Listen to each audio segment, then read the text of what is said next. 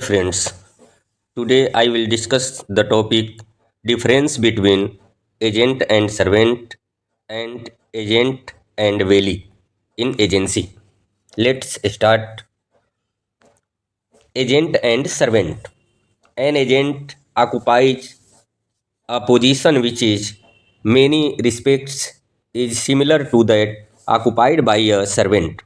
The distinction between an agent and a servant has been underlined by the Supreme Court in Lakshmi Narayan Ram Gopal and Sons Limited versus Hyderabad case.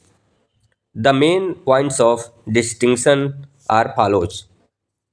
Number one, an agent has the authority to act on behalf of his principal and to create contractual relations between the principal and a third party, but this kind of power is not generally enjoyed by a servant. Number two, a principal has the right to direct what the agent has to do, but a master has not only that right, but also the right to say how is to be done. But a servant acts under the direct control and supervision of his master. Third, the servant is paid by way of salary or wages, but an agent receives commission. Number 4.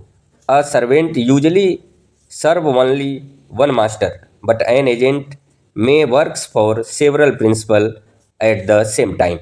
Number 5.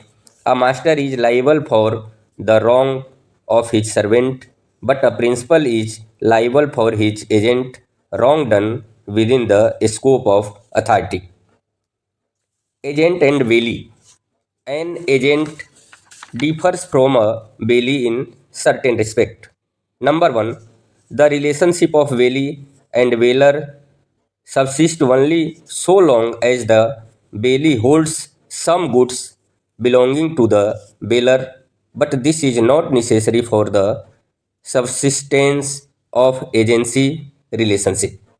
Number two, an agent is a representative with a power to contract on behalf of his principal, but a Bailey does not have that power.